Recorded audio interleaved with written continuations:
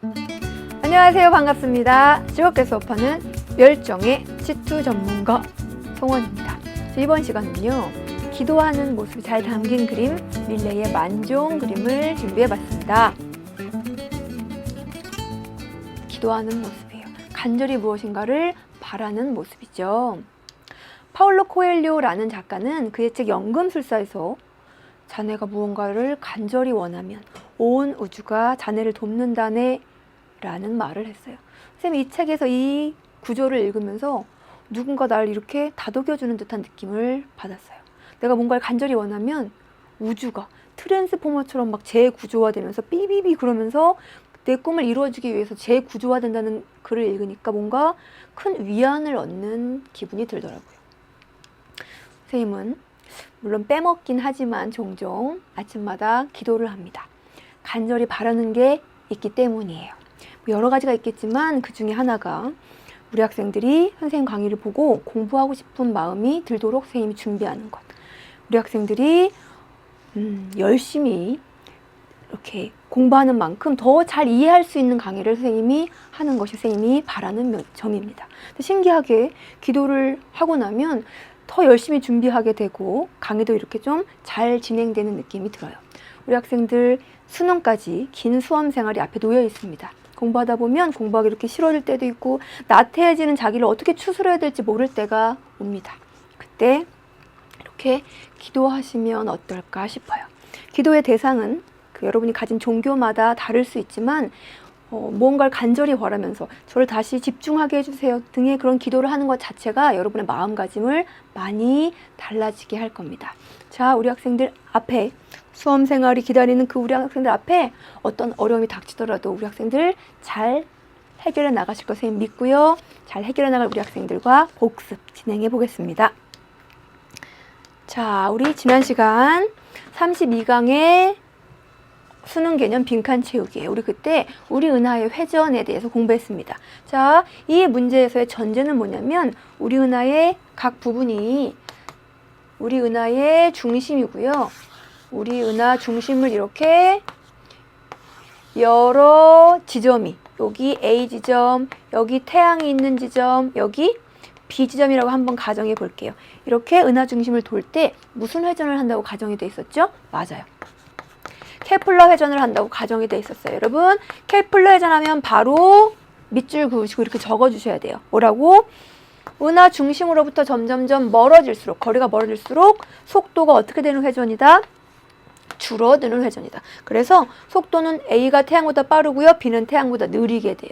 그런데 이렇게 시계 방향으로 회전하는데 빠르게 도는 A가 태양의 앞에 있게 되면 A와 태양 사이의 거리는 점점점 어떻게 되죠? 멀어지게 돼요. 어떤 물체가 태양에서 멀어지면 무슨 편의가 나타납니까? 기차가 빵 하면서 멀어지는 것처럼 파장이 길어지는, 그쵸? 적색 편의가 나타나요. 그죠? 가까워지면. 우리 느리게 도는 B를 태양이 빨리빨리 따라가게 되면 가까워지면 무슨 편이 파장이 짧아지는, 그쵸? 청색 편의가 나타납니다. 가까워지면 청색 편의.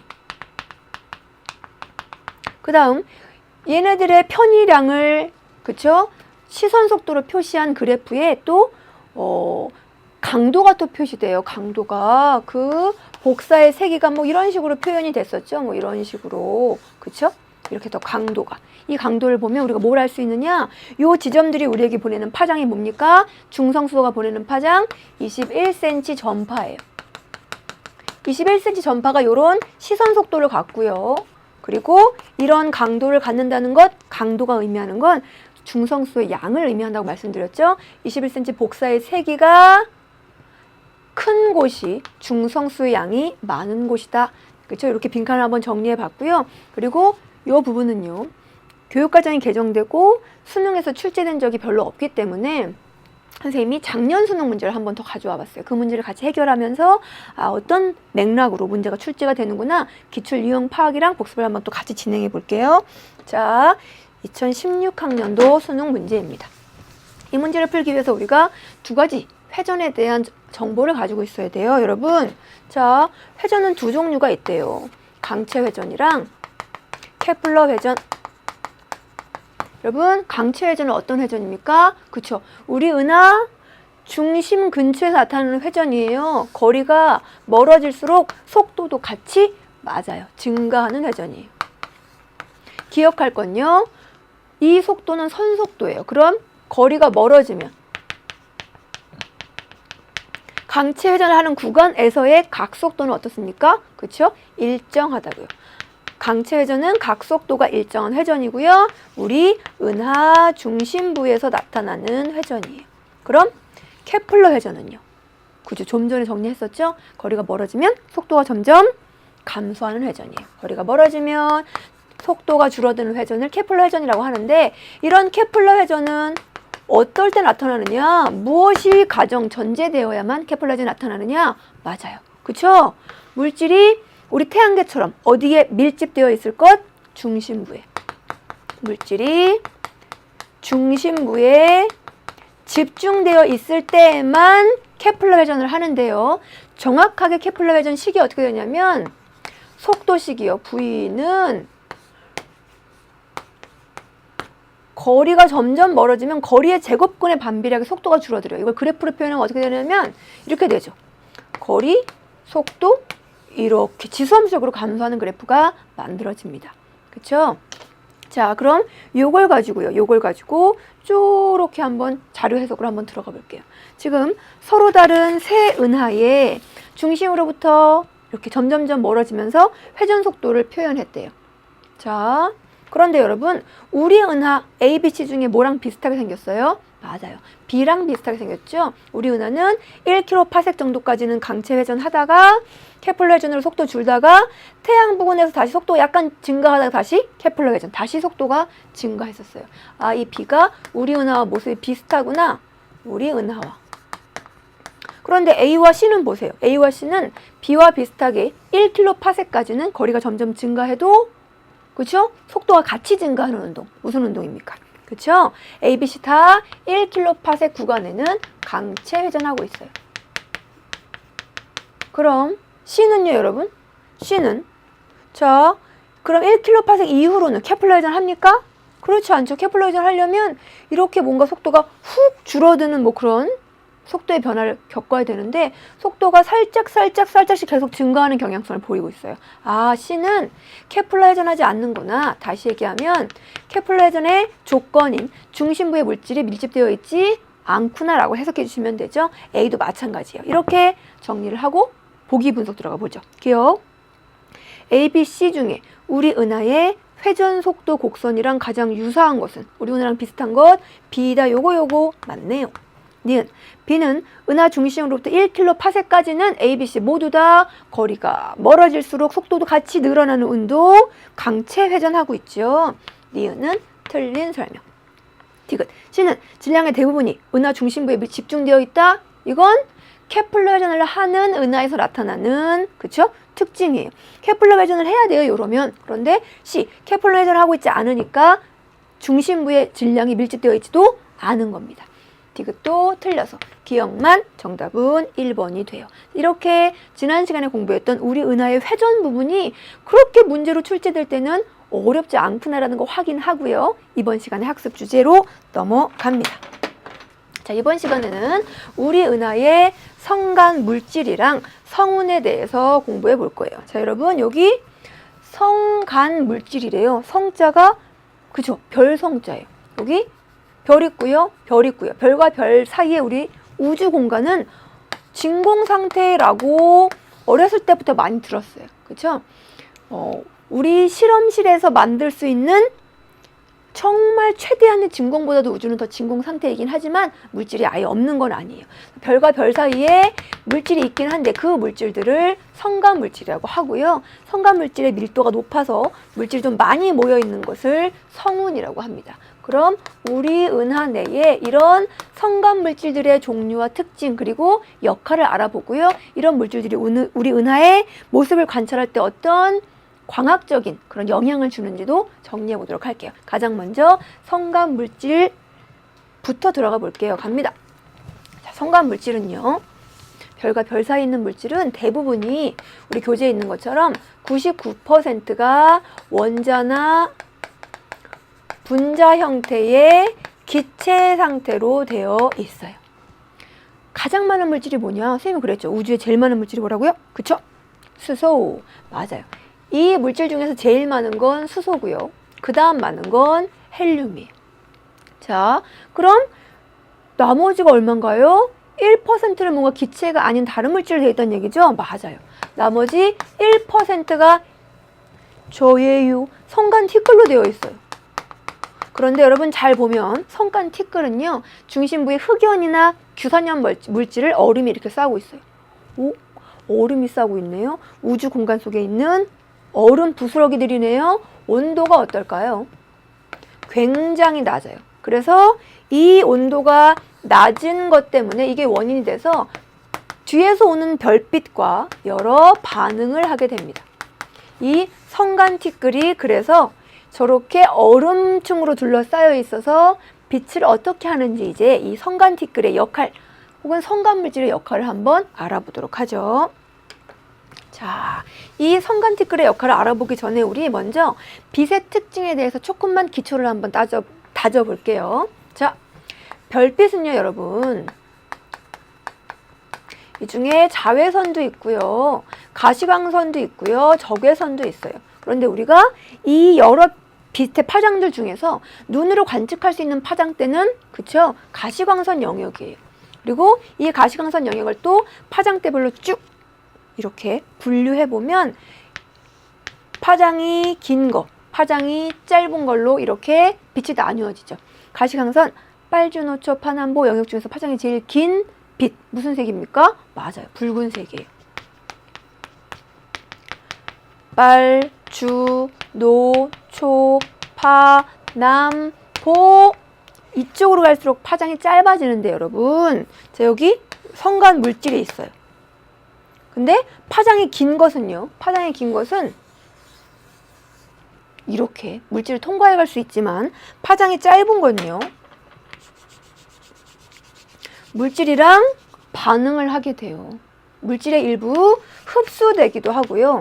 그리고 위 물질에 부딪혀서 다른 데로 튕겨나가 버리기도 해요.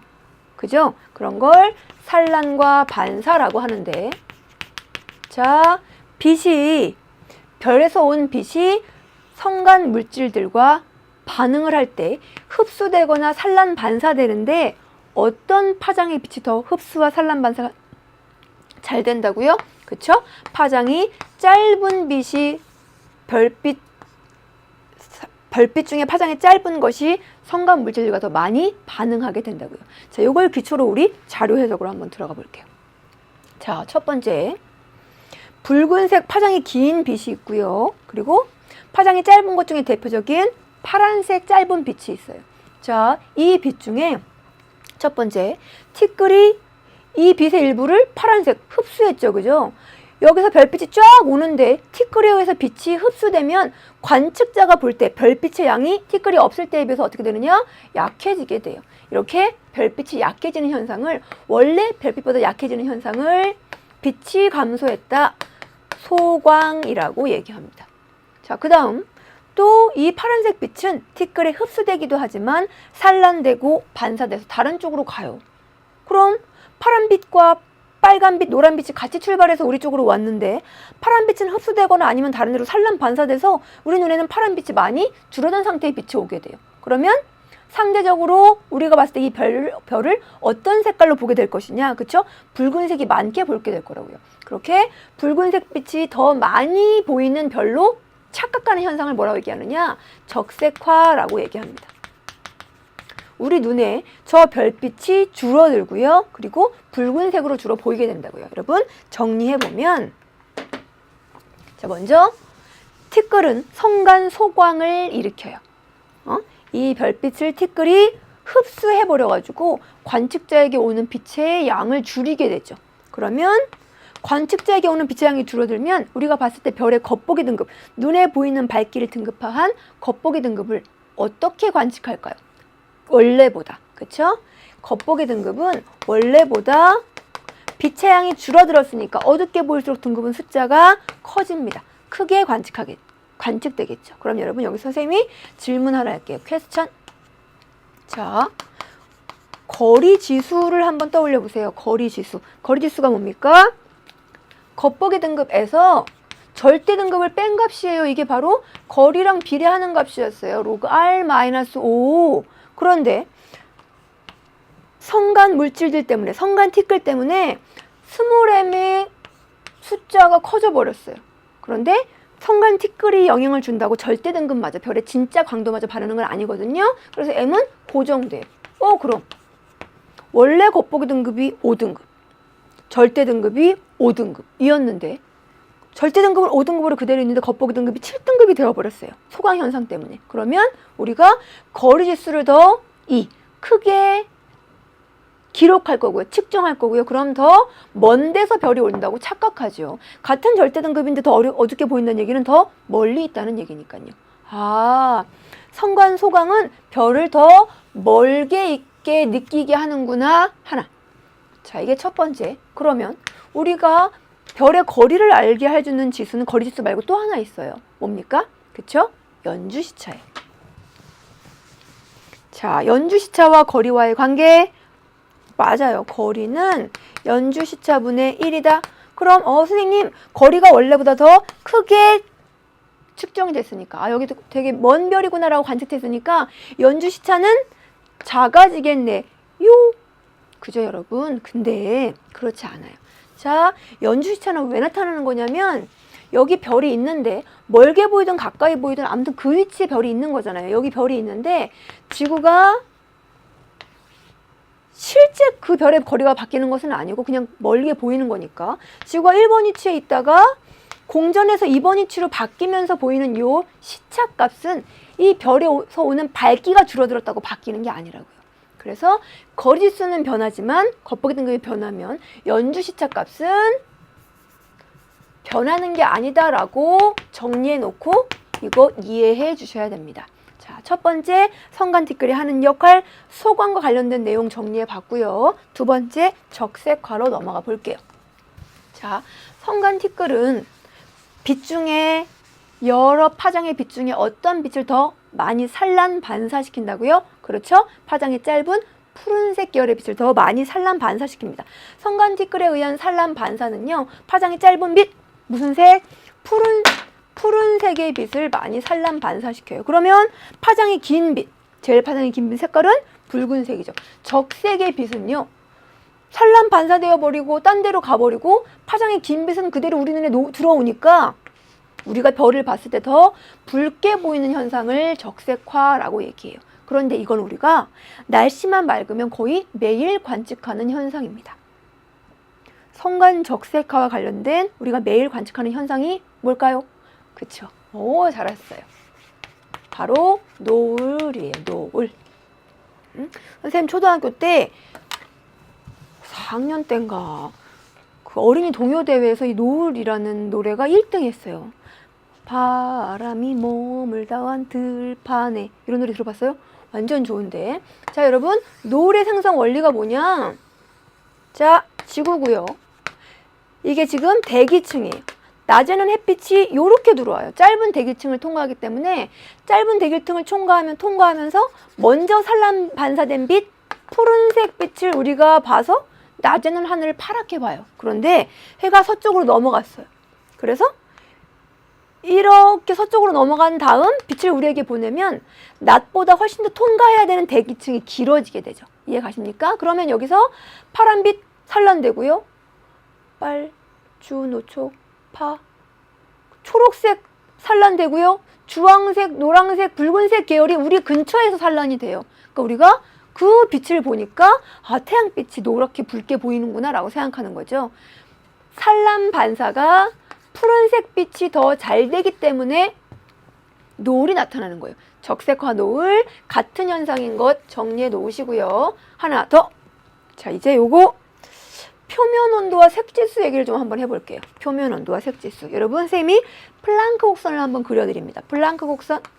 자, 에너지고요. 그리고 파장이에요. 어떤 별의 플랑크 곡선이에요. 이렇게. 이 별이 내놓는 모든 파장대별 에너지가 표현되어 있고요. 그래서 그 별에 가장 많은 에너지를 내놓는 파장대가 여기라서, 그죠? 이것에 의해서 표면 온도 T가 결정이 되죠. 그런데 별빛이 막 오는데, 파장이 막 오는데 어떤 빛이 많이 산란 반사 흡수돼서 제거돼서 오죠. 어떤 빛이, 그쵸? 상대적으로 짧은 파장의 빛이. 그러면 우리한테는 어떻게 오느냐? 요렇게 오게 된다고요. 오, 짧은 빛이 제거됐으니까 람다 맥스가 어떻게 됩니까? 소강 이후에는요, 길어지죠. 람다 맥스가 길어진다는 건 표면 온도는 람다 맥스에 반비례하니까 얘가 길어지면 표면 온도를 더 낮게 관측하게 되는 거예요. 그쵸? 그러면 색지수는요, 색지수. 색지수는 기억을 떠올려 봅니다. 뭐 빼기 뭐예요? 맞아요. 사진 등급 빼기 안시 등급, B등급 빼기 V등급인데요. 지금 여러분 보면 여기 짧은 파장 영역은 굉장히 많이 제거가 됐어요. 이만큼 제거가 됐으니까 푸른색 빛은 되게 빛의 양이 적어요. 빛의 양이 적다? 푸른색 빛은 적다, 어둡다, 등급은? 그렇죠. 크죠. 얘는 증가하죠, 숫자가. 그런데 여기 긴 파장 영역은 변화가 별로 없어요. 적사가 나타나니까 얘는 고정되어 있어요. 그러면 B-V에서 B만 커지면 색지수는 어떻게 된다고요? 커진다고요. 아, 소광과 산란 반사 때문에 적색화 나타나고, 그리고 하나 더 색지수 표면온도, 색지수 켜지고 표면온도는 낮게 관측이 된다고요.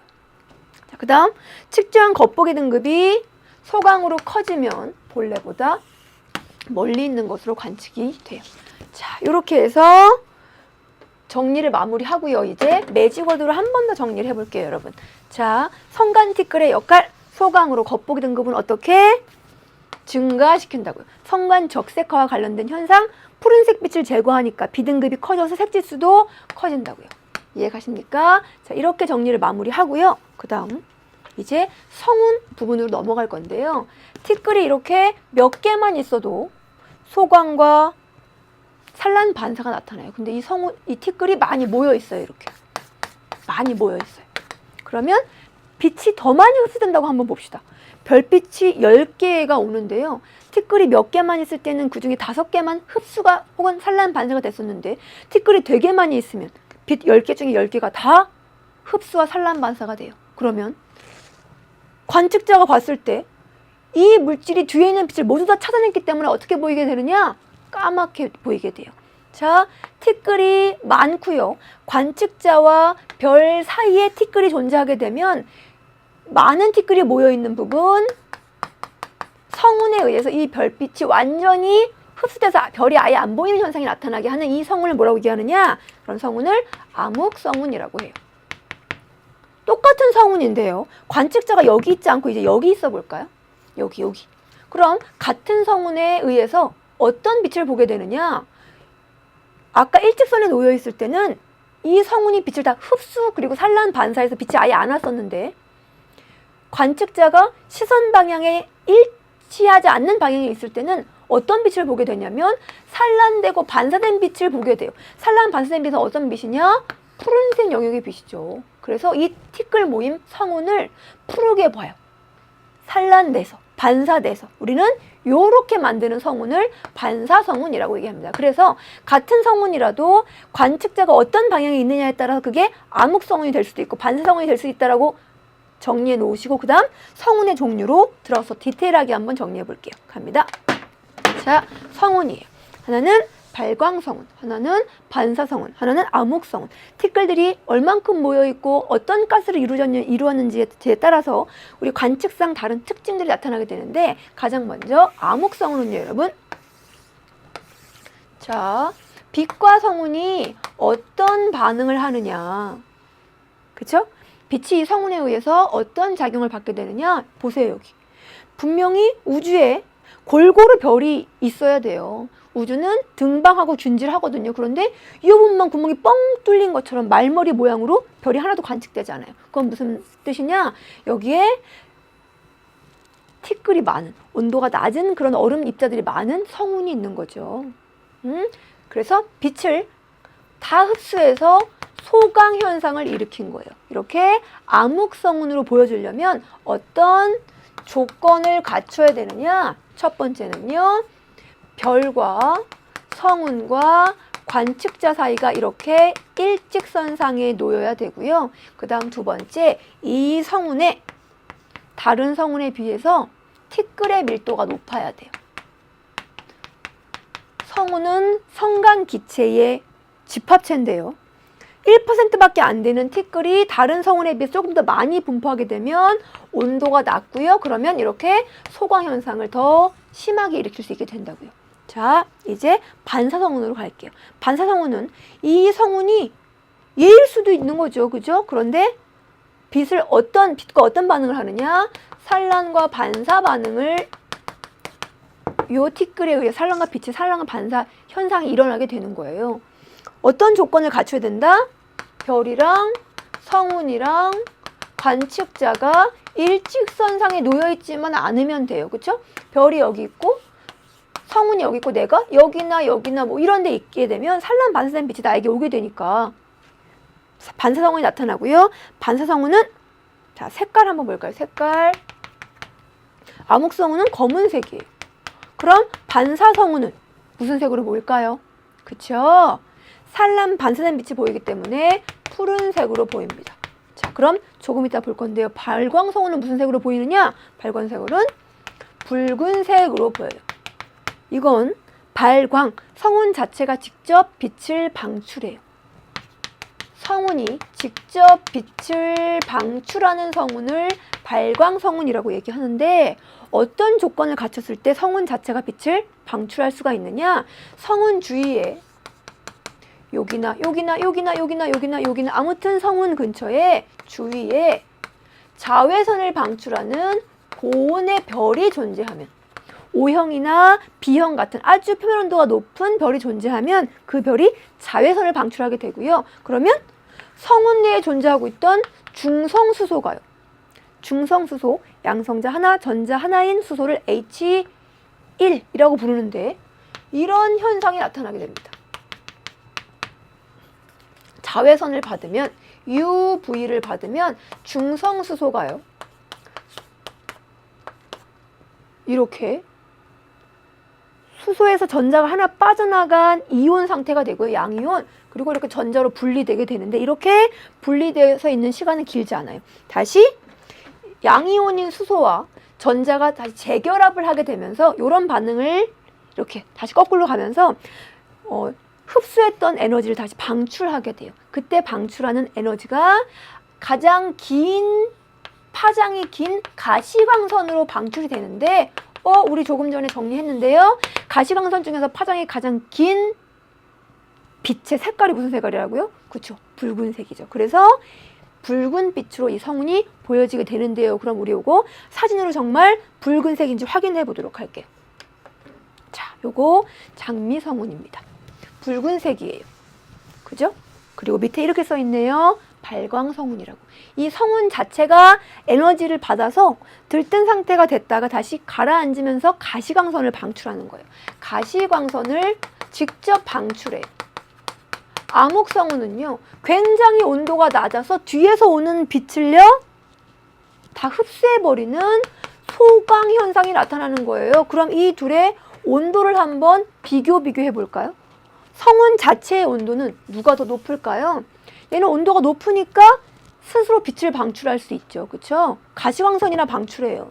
암흑성운은 온도가 너무 낮아서 다른 빛을 흡수해버리는 성운이에요. 온도는 발광성운이 암흑성운보다 높습니다. 자, 온도 비교. 자, 이렇게 해서 성운의 특징을 마무리하고요. 자, 그럼 여러분, 지금 우리 성간 물질들 공부를 했다고요. 성간 물질. 근데 우리가 성간 물질이란 말을 앞 시간에 들은 적이 있어요. 뭐 할 때 들었냐? 우리 은하의 물질 할 때. 아주 초반에 공부했죠. 우리 은하가 이렇게 원반 모양으로 생겼어요. 이렇게. 그렇죠? 은하 핵이고요. 팽대부고요. 여기가 원반 부분이에요.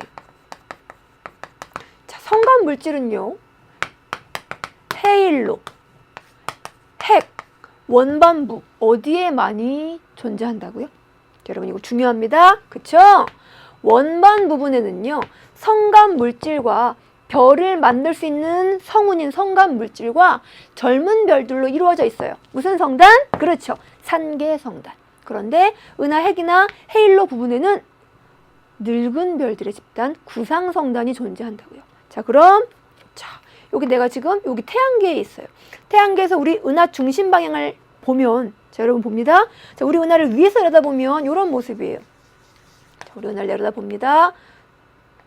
시계 방향으로 가야 되니까 요런 모습, 요런 모습, 뭐 요런 모습이에요. 자, 태양이 여기 부분에서 우리 은하 중심을 이렇게 바라보면요, 그렇죠? 은하 중심을 이렇게 바라보면, 이렇게 바라보면 이쪽에도 나선팔이 있기 때문에 똑같이 이런 모습으로 보이게 돼요. 원반 모양으로, 그렇죠? 이쪽에도 다 어디서 바라보든지 다 팔이 보이고 중심은 팽대부니까 태양에서 우리 은하 중심을 바라보면 이런 모습으로 보일 텐데 어떻게 해요? 이렇게요. 중심에 팽대부 있고요. 옆으로 갈수록 이렇게 원반 부분, 팽대부 있고요. 원반 부분, 그리고 주변에 팽대부와 원반 멀리 있는 부분을 우리는 헤일로라고 얘기해요. 그럼 이 자료를 한번 해석해 볼게요. 자, 빛 중에 가시광선이라는 빛으로 우리 은하 중심을 본 사진이고요. 적외선이라는 파장대로 우리 은하 중심에서 오는 그 빛을 받아서 관측을 한 거죠. 자, 두 빛의 파장을 한번 비교해 볼까요? 가시광선, 적외선. 누가 더 파장이 깁니까? 적외선. 가시광선, 적외선, 파장이 적외선이 길다는 건 누가 더 온도가 높은 물질에서 방출한 거란 얘기죠. 표면 온도가 높은 물질에서 짧은 파장을 방출한다. 비넬 법칙 기억납니까? 그렇죠. 아, 가시광선 영역이 더 파장은 짧고 고온의 물질에서 방출했구나. 하나 더요. 자, 여기가 지금 은하 원반부예요. 은하 원반부죠. 은하 원반부는요, 적외선 말고, 적외선도 약간 그렇지만 가시광선 영역으로 봤을 때 되게 검은 얼룩인 부분이 진하게 나타나고 있어요. 이 검은 얼룩이 무엇에 해당하느냐?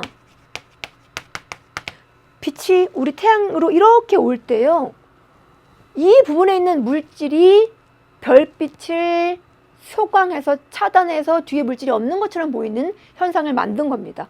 여기 원반부에 무엇이 많길래? 그렇죠. 원반부에 티끌이 많아서, 성간 물질이 많아서 티끌에 의해서 소광이 일어나서 이렇게 검은 모습이 나타나는 거예요. 이 현상 소광이고요, 여러분. 소광은요, 은하 원반에 많은 티끌에 의해서 나타나기 때문에, 또 소광 현상은요, 파장이 긴 적외선보다 파장이 짧을수록 소광이 더 잘 나타난다고 우리 공부했죠. 그래서 가시광선에 의한 가시광선 소광이 적외선 소광보다 더 크게 나타나는 걸 알 수 있어요. 그럼 태양에서 가시광선으로 은하 중심을 봤을 때랑 적외선으로 은하 중심을 봤을 때랑 언제 더 우리 은하 중심을 잘 들여다볼 수 있을까요?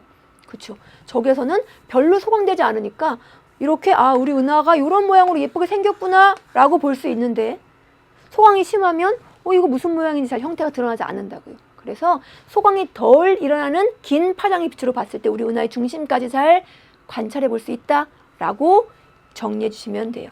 자, 이제 조금 더 디테일하게 성간 기체가 존재하는 방식에 따라서 성운의 종류를 조금 나눠 볼게요. 자, 여기 중심에 고온의 밝은 별이 있고요. 그리고 이 고온의 밝은 별에서 자외선을 방출하는 모습이 있어요.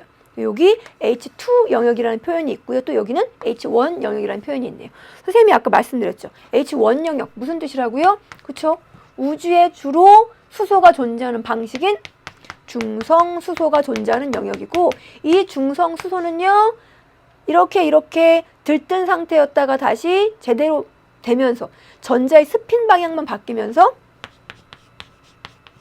무엇을 방출하느냐? 이 11cm파를 방출하게 돼요. 그럼 H2 영역은 뭐냐? 느낌 오죠? 그죠? 느낌 아니까 자외선이래요. 자외선이 중성수소를 어떻게 만든다고요? 이온화시킨다고요. 그래서 다시 원위치로 돌아가면서 가시광선을 방출하고요. 그리고 이렇게 이온화된 수소가 있는 영역을 H2 영역이라고 얘기해요. 그럼 또 한번 정리해 볼까요? 자, H1 영역은요. 어떤 수소가 있는 영역? 중성 수소가 있는 영역. H 21cm에 뭘 방출한다? 21cm파는 파장 중에 어떤 영역의 파냐면 여러분 전파예요, 전파. H2 영역은 이온화된 수소가 있는 영역이에요. 그래서 붉은색이 뭘 방출해요? 가시광선을 방출하죠. 그럼 비교해 보세요. 우리 발광성운이랑 암흑성운 비교했듯이 두 부분의 기체 부분의 영역의 온도를 비교해 볼 수 있을 거예요. 온도. 누가 더 높을까요? 얘는 전파를 방출해요. 되게 긴 파장. 온도가 낮으니까. 얘는 가시광선을 방출해. 짧은 파장. 온도가 더 높다는 얘기죠. 온도는 H2 영역이 H1 영역보다 높습니다. 자, 이제 마지막 하나 더 분자운이라는 거 들어가 보죠. 자, 분자운은요. 저기 지금 A 영역에 여기 동그라미 친 부분이요. 별이 탄생하고 있는 부분이에요. 분자운이라고 하는 건 뭐냐면 아주 온도가 낮고요. 밀도가 커서 기체가요. 원자 상태가 아니라 서로 결합되어 있는 분자 상태로 입자들이 이루어져 있는 성운을 분자운이라고 불러요. 자, 그런데요, 여러분. 우리 별의 진화에 대해서 공부할 때 원시성을 만드는 성운의 조건 기억나나요? 별이 성운이 수축해가지고 원시성이 되려면 성운이 받는 힘인 중력과 그리고 기체 압 중에 어떤 힘이 더 세야 된다 그랬죠? 그렇죠. 중력이 더 커야 돼요. 중력이 더 크려면 기체 압이 낮으려면 온도는 낮아야 돼요. 그리고 질량, 밀도는 커야 돼요. 요 조건에 딱 부합하는 성운이 무엇이냐? 바로 저 분자운입니다. 그래서 분자운은 굉장히 온도가 낮고 밀도가 큰 여러 입자들로 이루어진 성운은요. 별을 탄생시키는 성운이라고 기억해 주시면 되고요. 온도가 얼마나 낮냐? 10K 정도 된다 그래요. 절대 영도 0K가요, 여러분. 영하 273도씨예요. 그럼 10K는요? 영하 263도씨겠죠. 마이너스 263도씨. 굉장히 낮은 온도의 기체 덩어리라고요. 자, 분자운에서 별이 탄생할 수 있구나, 온도가 굉장히 낮구나 정도만 정리해놓고 이제 우리 교재에 있는 기출문제로 이 부분에서 문제가 어떻게 출제됐는가 파악해 보도록 하겠습니다. 자, 첫 번째 그림은 성간 먼지 구름에 입사된 별빛이 통과하거나 산란되는 과정을 그림으로 나타냈어요. 자, 일단 요 먼지 구름을요, 그죠? 먼지 구름을 별빛이 그대로 통과해서 그 빛이 우리 눈으로 오면 별빛은 먼지 구름에 의해서 흡수돼요. 별빛의 양이 줄어들죠. 그래서 우리는 그 별빛을 적게 보기 때문에, 소광이 나타나기 때문에 겉보기 등급은 어떻게 느낀다고요? 크게 느껴요. 그러면 거리지수, 겉보기 등급 마이너스 절대 등급인 스몰 m 마이너스 라지 m인 거리지수를 크게 관측하게 된다고요. 그죠? 자, 그 다음 이제 관측자가 여기 있는 게 아니라 일직선이 아닌 요 위치에 있게 되는 거예요. 그죠? 산란된 빛이 관측자에게 오는 거죠. 관측자를 일치시키려다 보니 산란된 빛이 뭐 이렇게 오도록 그림이 조금 그렇게 그려졌는데, 자, 산란된 빛이 오는데 이 산란된 빛은 주로 어떤 빛이냐? 파장이 짧은 푸른색 빛이에요. 그래서 산란된 빛을 볼 때는 푸른색 계열로 보게 되죠. 만약 그죠? 먼지 구름이 없다면 산란이 일어나지 않고 흡수가 일어나지 않으니까 우리가 별빛을 겉보기 등급이 크게 아니면 붉게 적색화로 느끼는 일이 일어나지 않을 거예요. 그렇게까지만 정리하고 보기 갑니다. 기억, 먼지 구름에서 산란된 빛은 요거죠. 요거 무슨 색으로 보인다? 주로 푸른색으로 보인다.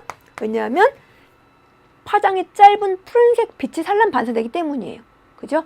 니은, 먼지 구름이 없다면 별의 겉보기 등급은 작아진다. 먼지 구름이 있어서 겉보기 등급이 어떻게 됐어요? 커졌죠. 그럼 구름이 없으면 그냥 그대로 보이겠죠. 소광 현상이 일어나지 않으니까 밝게 보일 거고요. 밝게 보이면 겉보기 등급은 작아질 겁니다. 그래서 니은도 맞는 설명. 디귿 갈게요. 먼지 구름이 없다면 별은 더 붉게 보일까요? 산란 반사 짧은 파장 흡수되지 않으니까 그 파란빛까지 더 많이 보게 되니까 상대적으로 더 푸르게 보게 되겠죠. 그래서 디귿은 틀린 설명, 기억, 니은, 정답 3번입니다. 자, 이제 두 번째 문제. 표는 표면 온도가 같은 별 가와 나의 관측 결과예요. 자, 두 별은요, 여러분, 표면 온도가 똑같대요.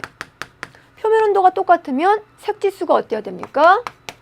그쵸. 색지수, 분광형 다 똑같아야 돼요. 하나 더. 둘 다 지구로부터 같은 거리에 있대요. 그리고 절대 등급도 똑같대요. 거리도 똑같고요. 절대 등급도 똑같대요. 거리가 똑같고 절대 등급이 똑같으면 스몰 m 마이너스 라지 m 값이 똑같아야 되니까 겉보기 등급도 똑같아야 되잖아요. 그런데 나는 성간 소강을 받게 되네요. 간은 받지 않았는데. 원래 다 똑같은데 성간 소강을 받았으니까 그 별의 절대 등급은 변하지 않겠지만 뭐가 변해요? 겉보기 등급이 변하죠. 눈으로 보는 등급, V 등급, 안시 등급, 겉보기 등급 다 같은 말이거든요. 이게 변하죠. 소강 때문에 얘는 커지게 되죠. 플러스 5 이상이 되죠. 이상은 포함하는 거니까 초과가 되겠네요. 그럼 얘가 커지니까 그쵸? 거리 지수도 가보다 커질 거고요. 거리 지수가 커지니까 그쵸? 멀기 관측될 거고요. 하나 더 요거 소강 현상 때문에 파란 빛이 줄어드니까 적색화돼서 그쵸? 색지 람다 맥스 길어지고 표면도 낮게 관측되고 색지수도 커지게 된다고요. 그런 내용 보기 볼게요. 기억 V 등급은 5보다 커야죠. 소강됐으니까. 니은 성간 적색화 때문에 푸른 빛이 제거됐으니까 B등급이 숫자가 커졌으니까 색지수는 커야죠. 맞습니다. 디귿 관측된 거리지수는 스몰 m이 커졌으니까 거리지수도 커져야죠. 다 맞았네요. 그런데 여러분 연주 시차는요? 거리 지수가 이렇게 계산되었다고 실제 거리가 바뀐 건 아니잖아요. 그러니까 연주 시차 값은 실제 내 손가락이 여기 있다고요. 그쵸? 그런데 내가 이렇게 봤다고? 그쵸? 뭔가 이게 위치가 변하는 현상까지 바뀌는 건 아니라고요.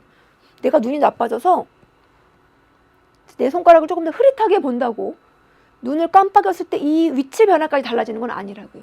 이해가십니까? 연주 시차는 변하는 값이 아니다. 이 내용이 바로 다음 문제 2014년 대수능 문제에서 출제가 됐습니다. 자, 그림은 별 가와 나를 관측해서 별빛의 에너지 세기를 파장에 따라 나타냈어요. 두 별은 분광형 똑같아요. 즉 표면도 똑같죠. 절대 등급도 똑같고요. 거리지수도 똑같고요. 그래서 겉보기 등급도 원래 똑같아야 되는 별인데요. 나로부터 오는 별빛만 성간 물질의 영향을 받았대요. 자, 원래 다 똑같아야 돼요. 가랑 나랑 똑같이 이렇게 생겨줘야 돼요. 왜냐하면 절대 등급이랑 표면 온도가 똑같으니까. 겉보기 등급 똑같아야 되죠. 거리까지 똑같으니까. 그런데 나만 소강을 이렇게 받아가지고요. 푸른색 빛이 이만큼이나 제거돼가지고요. 보세요. 람다 맥스 길어졌어요. 이만큼이나. 또 에너지의 색이 빛의 양이 이만큼이나 제거되다 보니까 어두워요. 겉보기 등급 커야겠죠. 또 람다 맥스 길어지니까 표면 온도 낮아지면서 색지수 커지고요. 거리지수 커지고요. 연주 시차만 안 변한다고요. 보기 갈게요. 기억. 성간 소강 때문에 겉보기 등급은 가보다 나가 커야죠. 이게 나의 얘기네요. 니은 성간 적색화 때문에 색지수는 커야죠. 그런데 디귿 연주 시차는 똑같다고요. 거리가 똑같으니까. 그래서 기억 니은 정답은 4번이 됩니다. 자, 마지막 그림 보시죠. 자, 우리가 요 그림 그대로 정리해 봤어요. 자, 가시광선 영역으로 우리 은하 중심을 봤고요. 적외선 영역으로 우리 은하 중심을 봤어요.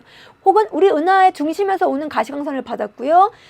우리 은하 중심에서 오는 적외선을 받았어요. 그렇죠? 그런데 어떤 빛을 봤을 때 더 검은 얼룩, 소광이 더 많이 나타나느냐? 가시광선으로 봤을 때죠. 그죠? 왜냐하면 파장이 짧기 때문에, 파장이 짧을수록 소광이 잘 되기 때문에. 그래서 우리 은하 중심부 관측은 적외선으로 했을 때가 더 효과적으로 나타나겠군. 그리고 하나 더, 요 먼 부분이 지금 헤일로 부분이고요.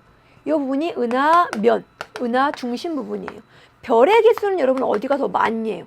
그렇죠? 이렇게 별빛, 빛이 강하다는 건 여기에 별의 개수가 많다는 거죠. 별은 은하 중심부와 원반 부분에 밀집, 나사판 부분에 밀집되어 있고요. 헤일로 부분은 드문드문 나타나게 됩니다. 별은 원반 부분이 헤일로 부분보다 많다. 이렇게 그림 해석을 하고 보기 분석 들어가 보죠. 기억, 별은 헤일로보다 은하 원반에 밀집되어 있다. 헤일로가 어디고 원반이 어딘지 그림 보고 파악하실 수 있으셔야 돼요. 이 부분이 원반이고요. 헤일로는 이 겉에 부분, 우리 팽대부와 원반을 둘러싼 먼 부분을 헤일로라고 얘기해요.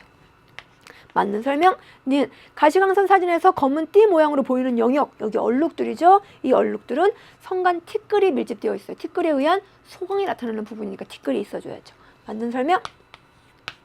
디귿, 은하 중심부의 구조를 연구하려면 가시광선으로 봤을 때는 이렇게 너무 소광 현상이 많이 일어나고 별과 물질과의 상호작용이 너무 크니까 적외선을 이용하는 것이 더 효과적이다. 그렇게 이미 설명된 내용입니다. 기억, 니은, 디귿, 정답은 5번이 돼요. 자, 이렇게 해서 우리 은하 두 번째 시간, 우리 은하에 있는 물질들이 각각 어떻게 관측되고 별빛과 어떤 상호작용을 하고 그래서 어떤 특징이 나타나는지 정리해봤습니다. 지난 시간에 비해서 어떤 막 물리적인 이런 내용이 많지 않기 때문에 이해가 쉬운 부분이지만 계속해서 그죠? 수능 문제가 출제되고 있어요. 그래서 요소마다 이해되는 부분이 이해되지 않는 부분이 없도록 일단 먼저 이해하시고 그리고 반복해서 여러분 걸로 만들어주시면 좋겠어요. 그렇게 해주실 우리 학생들에게 화이팅 보내드립니다. 그리고 너무너무 사랑합니다.